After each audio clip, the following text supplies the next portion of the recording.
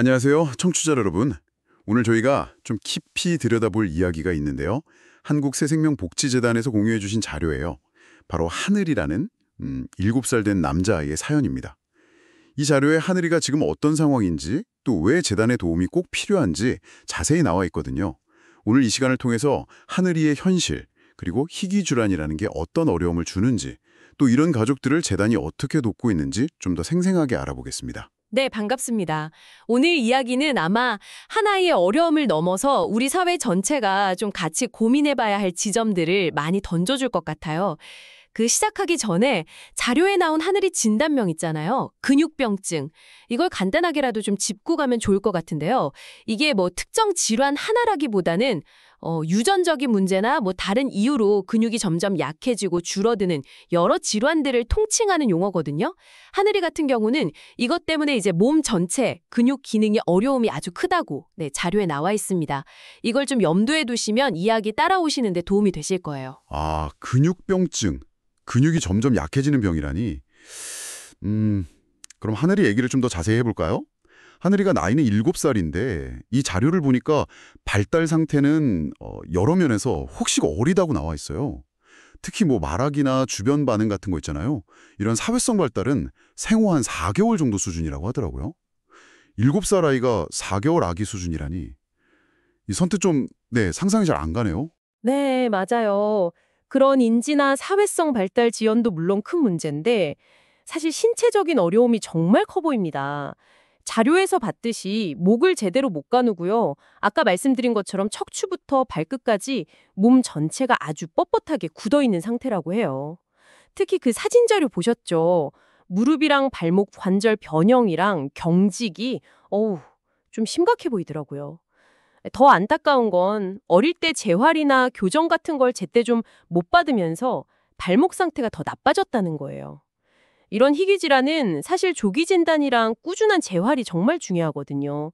예후에 큰 영향을 미치는데 어떻게 보면 하늘이는 그 골든타임을 좀 놓친 거죠. 그리고 이른둥이로 태어났다는 점도 아마 하늘이가 겪는 어려움의 어떤 배경이 될 수 있겠고요. 아, 조기 개입이 정말 중요했군요. 근데 그걸 놓쳤다니 너무 안타까운데요. 듣기로는 먹는 것조차도 굉장히 힘들다고 하던데 맞나요? 씹거나 삼키는 기능이 약해서 아직도 분유를 먹고 있다고요? 네, 맞습니다. 그래서 일반 분유로는 영양이 부족해서 특수 우유, 그러니까 좀 더 영양 밀도가 높은 걸 먹어야 한대요. 근데 이 특수 우유가 또 비용이 만만치가 않은 거죠. 그래서 이것도 가정에는 상당히 큰 부담이라고 하고요. 정말 기본적인 식사 문제부터가 큰 어려움인 상황이네요. 네, 그렇죠. 하늘이 개인의 이런 어려움들은 당연히 가족 전체의 삶에 아주 깊숙이 영향을 줄 수밖에 없는데요. 저희가 받은 자료를 보면 하늘이가 아주 어렸을 때 어머님이 어떤 개인적인 사정으로 집을 나가셨다고 해요. 그래서 그 뒤로는 아버지 혼자서 하늘이 양육이랑 치료를 전부 다 맡고 계신다고 합니다. 아, 중증 질환 아이를 혼자 돌본다는 거, 그 무게가 사실 상상하기가 좀 어렵죠. 와, 홀로 아이를 돌보신다니 정말 보통 일이 아닐 텐데요. 그럼 아버지의 경제적인 상황은 좀 어떤가요? 아무래도 아이를 계속 돌봐야 하니까 안정적인 직업을 갖기는 좀 어려우셨을 것 같은데. 바로 그게 정말 현실적인 문제입니다. 자료에도 나와 있는데 아버지가 하늘이를 돌봐야 하니까 정규직 같은 건 거의 불가능한 상태고요. 그래서 간헐적으로 영업직 같은 일을 하시면서 생계를 꾸리고 계신데 월 수입이 100만 원이 안 될 때가 많다고 합니다. 이게 하늘이 치료비는 물론이고 정말 기본적인 생활 유지도 빠듯한 금액이잖아요. 사실 이런 상황이 희귀질환 아동 돌보는 많은 가정에서 좀 공통적으로 나타나는 어려움이기도 해요. 간병 때문에 경제활동은 못하고 의료비 부담은 높고 이런 이중 거죠. 월 100만 원 미만으로 치료랑 생계를 다 책임져야 한다니. 와, 정말 막막하시겠네요. 혹시 다른 가족분들 도움은 좀 받을 수 없는 상황인가요? 할머니가 계시다고 들은 것 같은데. 네, 할머니가 계시긴 한데요. 그 자료를 보면 할머니도 건강이 좀 안 좋으세요. 섬유근육증이랑 배체드병이라는 걸 앓고 계셔서 만성 통증이 심하다고 하시더라고요. 참고로 말씀드리면 섬유근육증은 별다른 원인 없이 온몸이 아픈 병이고 배체드병은 혈관에 염증이 자꾸 생기는 희귀 면역질환이거든요. 네, 그래서 할머니 건강 상태 때문에 하늘이를 계속 돌보시기에는 좀 한계가 있는 그런 상황인 거죠. 결국 보면 한 가정 안에 아이의 희귀 질환 문제, 또 주양육자의 경제적인 어려움, 그리고 다른 가족의 건강 문제까지 다 얽혀 있는 정말 도움이 절실한 상황이라고 봐야 합니다. 아, 그렇군요. 정말 어려움이 하나가 아니라 여러 개가 막 겹쳐 있는 상황이네요. 근데 이렇게 좀 절망적으로 들리는 상황 속에서도 최근에 좀 희망적인 변화도 있었다고요? 치료 관련해서요? 네, 그 부분이 아주 중요합니다. 처음에는 정보가 좀 부족하고 그래서 필요한 재활치료를 제때 못 받는 어려움이 있었다고 해요. 사실 희귀질환이라는 게 그렇잖아요. 어떤 치료가 필요한지 또 어디 가서 받아야 하는지 이런 정보 접근성이 떨어지는 경우가 많거든요. 이게 뭐 하늘은혜만의 문제는 아니고 많은 희귀질환 환자 가족들이 공통적으로 겪는 어려움이기도 하고요. 아, 정보가 없어서 치료 시기를 놓쳤다니 너무 안타깝네요, 진짜. 그래도 최근에 국립재활원에서 치료를 시작하게 된 건 정말 다행이네요. 자료 보니까 물리치료, 작업치료, 행동치료, 언어치료 이렇게 좀 다양하게 통합적으로 시작했다고 하던데요? 맞습니다. 그렇게 전문기관에서 체계적인 재활을 시작했다는 건 굉장히 긍정적인 신호죠. 근데 여기서 또 다른 현실적인 벽에 부딪히는 겁니다. 바로 비용 문제. 이 재활 치료 받는데 드는 비용이 한 달에 40만 원 정도 든다고 해요. 아까 아버지 수입 말씀드렸잖아요. 월 100만 원도 안 되는 상황에서 40만 원이라는 치료비는 정말 감당하기 버거운 금액이죠. 뭐 정부 지원이나 다른 도움이 없으면 이걸 계속하기가 사실상 어려운 수준인 거예요. 아, 월 100만 원도 안 되는데 40만 원이 꼬박꼬박 치료비로 나간다. 정말 생계 자체가 흔들릴 수도 있겠네요. 그래도 포기할 수는 없는 거잖아요.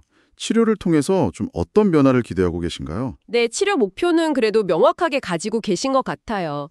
꾸준히 재활을 해서 하늘이의 그 굳어진 근육을 좀 풀어주고 약한 근육에는 힘을 길러주는 거죠. 단기적으로는 스스로 목을 좀 가눌 수 있게 되는 것, 그리고 좀 더 길게 봤을 때는 언젠가 스스로 앉고 더 나아가서는 걸을 수 있게 되는 것, 이걸 목표로 하고 있다고 해요. 네, 희망을 놓지 않고 그래도 한 걸음씩 나가려는 그런 의지가 보이는 부분입니다. 정말 기적 같은 결과가 곧 있었으면 좋겠네요. 그런데 당장 치료비 말고도 좀 시급한 문제가 또 있다고요. 휠체어 얘기도 있던데요. 아, 네, 맞아요. 하늘이가 계속 크니까요. 기존에 쓰던 휠체어가 이제 몸에 잘 안 맞게 된 거죠. 몸에 안 맞는 휠체어를 계속 쓰면 자세가 더 틀어지거나 불편할 수 있거든요. 그래서 아이 성장에 맞춰서 적절한 휠체어로 바꿔주는 게 굉장히 중요합니다. 근데 이 맞춤형 휠체어 비용이 대략 한 200만 원 정도 든다고 하니까 이것도 역시 하늘이네 가정에는 뭐 큰 부담일 수밖에 없죠. 치료비 외에 이런 보장구나 의료 소모품 비용이 계속 들어가는 거예요. 치료비에, 특수 의유값에, 이제 또 휠체어 교체 비용까지. 아, 정말 도움이 필요한 것이 한두 군데가 아니네요. 바로 이런 상황에서 한국새생명복지재단이 좀 역할을 하고 있는 거군요. 네, 맞습니다. 바로 이 지점에서 한국새생명복지재단의 활동을 좀 주목해 볼 필요가 있어요. 저희가 받은 자료에 따르면 이 재단이 올해로 설립된 지 18주년이 됐다고 하고요. 그동안 정말 꾸준히 희귀 난치병으로 고통받는 아이들, 그리고 그 가족들을 지원하는 데 힘써왔다고 합니다. 단순히 그냥 뭐 돈만 보내는 게 아니라 좀 장기적인 관계를 맺으면서 필요한 부분들을 살피는 그런 역할을 하는 것 같아요. 와, 18년 동안이나 꾸준히 활동해 왔다는 게 참 대단하네요. 구체적으로는 어떤 식으로 돕고 있나요? 재단에서는 매달 뭐 기저귀나 물티슈 같이 좀 필요한 물품들을 지원하고요. 또 전화나 방문 같은 걸 통해서 수혜자 가정이랑 계속 소통을 한대요. 그래서 실질적으로 뭐가 어려운지, 뭐가 필요한지를 파악해서 지원하려고 노력한다고 합니다. 자료에서도 강조하는 부분인데 이 희귀난치병과의 싸움이라는 게 정말 마라톤 같거든요. 단기간에 딱 끝나는 게 아니라 계속 치료하고 돌봐야 하니까 많은 가정이 시간이 갈수록 경제적으로도 힘들어지고 또 정신적으로도 굉장히 지쳐가요. 재단은 바로 이런 부분들을 좀 같이 나누고 지지해 주려는 그런 역할을 하는 거죠. 아, 단순히 금전적인 지원을 넘어서 정서적인 지지라든지 실질적으로 필요한 물품 지원까지 그런 역할이군요. 네. 그리고 또 하나 좀 눈여겨볼 만한 활동이 어려운 환경에서도 공부를 계속하려는 아이들을 위해서 매달 장학금을 지원하는 사업도 하고 있다고 해요. 그러니까 단순히 병 치료 지원만 하는 게 아니라 아이들의 어떤 미래나 성장을 위한 투자에도 관심을 기울이고 있다는 거죠. 이번에 하늘이에 대한 지원 요청도 결국 이런 재단의 어떤 포괄적인 지원 철학의 연장선상에서 이루어지고 있다, 이렇게 볼 수 있을 것 같습니다. 한 가정의 어떤 존엄성이나 희망을 좀 지켜주려는 그런 노력의 일부인 셈이죠. 그렇군요. 재단의 역할이나 활동 방향이 좀 더 잘 이해가 되네요. 자, 그렇다면 이제 이 모든 이야기가 우리 청취자 여러분께는 어떤 의미로 다가갈 수 있을까요? 자료는 아주 명확하게 하늘이네 가정을 위한 도움의 손길을 요청하고 있습니다. 재단 측에서는 정말 작은 관심이나 나눔이라도 이렇게 힘겨운 싸움을 하고 있는 하늘이와 아버지에게는 아주 큰 용기가 되고 또 실질적인 도움이 될 거라고 강조하고 있어요. 네. 때로는 정말 한 사람, 또 한 가정의 이야기가 우리 사회 전체가 같이 좀 고민해야 할 큰 문제를 아주 압축적으로 보여주기도 하잖아요. 하늘이의 이야기가 바로 그런 경우가 아닌가 싶습니다. 네. 혹시 지금 방송 들으시면서 하늘이와 아버지를 좀 응원하고 싶다, 돕고 싶다는 마음이 드신 청취자분들 계실 것 같아요. 그런 분들을 위해서 후원 정보를 좀 안내해 드릴게요. 재단 이름은 한국생명복지재단이고요. 후원 관련해서 궁금한 점이 있으시면 전화 02-927-3040번, 02-927-3040번으로 문의하시면 됩니다. 정기 후원도 좋고 일시적인 후원도 다 가능하다고 하네요. 직접 후원금을 보내실 분들은 계좌번호 알려드릴게요.